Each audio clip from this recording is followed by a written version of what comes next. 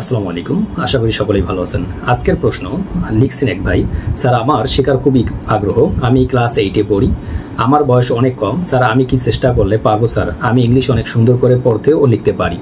যে ভাই এই প্রশ্নটি করেছিলেন আপনি অনেক বয়সে ছোট, আপনার জন্য বলি মূলত আমি স্বাভাবিকভাবে বলে থাকি যারা এসএসসি কিংবা ইন্টারমিডিয়েট লেভেলে রয়েছে তারা প্রথম দিকে লেখাপড়ার দিকে বেশি মনোযোগী দেন, এটা ভালো। বাট কেউ যদি চায় ক্লাস 5 থেকে 6 থেকে 7, 8, 9 কোনো অসুবিধা নেই, যে কেউ এই ফ্রিল্যান্সিং করতে পারবে, শিখতে পারবে।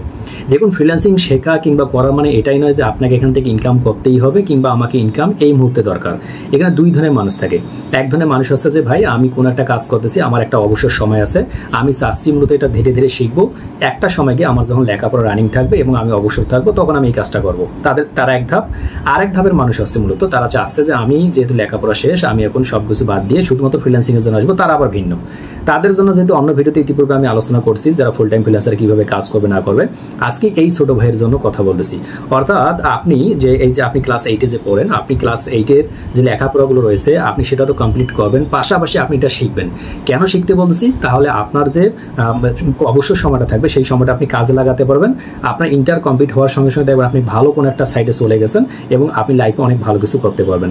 আপনি ক্লাস 8-এ কিংবা 7-এ কিংবা 6-এ বড় কোনো বিষয় নেই, মেইন হচ্ছে আপনার অবসর সময়টা আছে কিনা, লেখাপড়ার পরে যে সময়টা থাকবে সেই সময়টা আপনি কাজে লাগান। এখন এটার পজিটিভ অথবা নেগেটিভ দিক কোনো আছে কিনা, যদি আপনি নিজে লেখাপড়া নষ্ট করে এই কাজটা শিখেন তাহলে ওটা নেগেটিভ, আর যদি আপনি পড়ার মাঝে মাঝে অবসর সময়টা শিখেন তাহলে আপনার জন্য পজিটিভ।